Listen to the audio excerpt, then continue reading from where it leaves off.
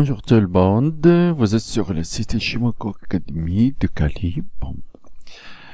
Je vous fais visiter mon site pour aller le voir. Vous avez des articles ici, des analyses, des exemples d'analyse Ishimoku, et puis vous avez des nouvelles rubriques catégories culture financière où je parle de beaucoup de sujets qui intéressent les traders.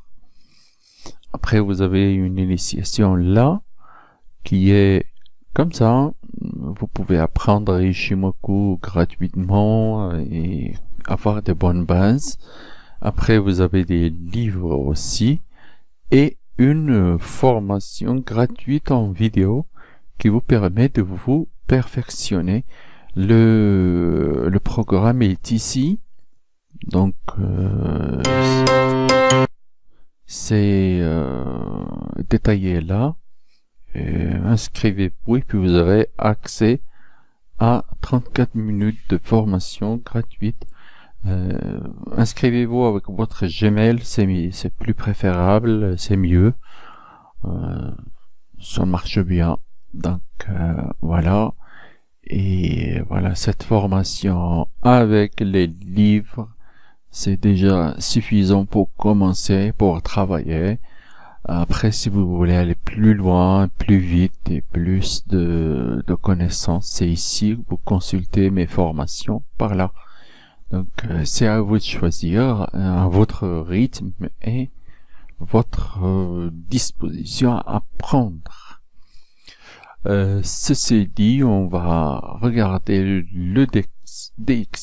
Oui, alors le DXY, comme toujours, c'est le dollar index.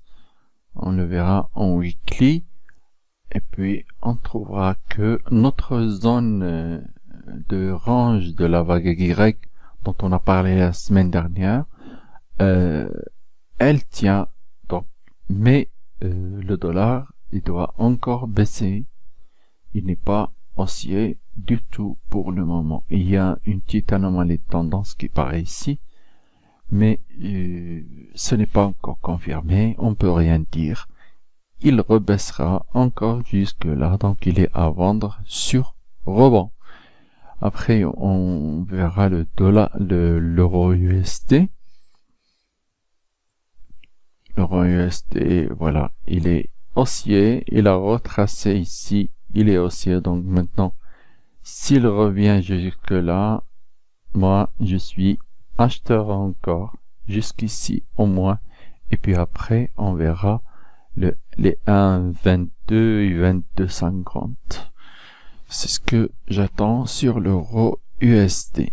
Après, le GBP USD, on en a parlé depuis longtemps que cette résistance ne valait rien et le marché l'a confirmé. Regardez, une splendide cassure. Donc ici, c'est cette cassure qui nous a montré la semaine dernière qu'il n'y aurait pas le rebond, le reflux avant achat. C'est cette cassure qui l'a montré, donc ça se confirme. On est haussier. Le GBP USD, on l'attendait à 1,36, c'est fait. Maintenant, on l'attend à 1,3905 et après, on verra. Ça. Alors, le SP500, on avait parlé de cette cassure il y a peut-être 3 semaines. Retour au Tenkan, puis en hausse, donc il est haussier. Haussier, comme toujours, achat sur repli, c'est tout.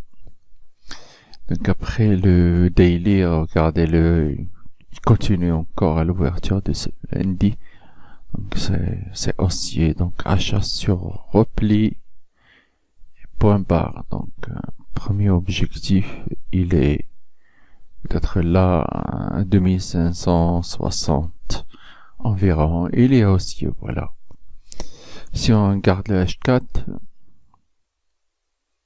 regardez-le, il casse le niveau Chinko, c'est haussier, point barre. On regarde le DAX, futur, ça. Et il n'y a pas d'anomalie de tendance sur les futurs, mais on va regarder le DAX index. regardez-le, il fait une anomalie de tendance. Bon, si le futur commence à remonter et continue, c'est sûr qu'il y aura un gap haussier, ou alors on vend les yeux fermés pour se diriger vers Guisensen et puis acheter les replis, c'est tout. Donc c'est haussier. L'anomalie de tendance risque de s'annuler à cause du SP500 qui remonte. Mais sait-on jamais d'ici le matin ce qui peut arriver. Alors, CAC 40, anomalie, donc un retour de Chico jusqu'au nuage pour remonter serait une très très bonne affaire. Donc voilà, il est haussier, donc il a tenu cette zone qu'on attendait, il l'a tenu, donc il continue, il honore sa vague S comme le DAX. Et puis après, je suis persuadé qu'il ira jusque là s'il n'y a pas de climat de peur dans les marchés dans les mois à venir. Donc voilà, c'est tout, c'est comme la revue de la semaine dernière, c'est la même chose. Donc c'est haussier, achat sur repli des indices européens, les Américains sont très forts. À bientôt sur la prochaine vidéo.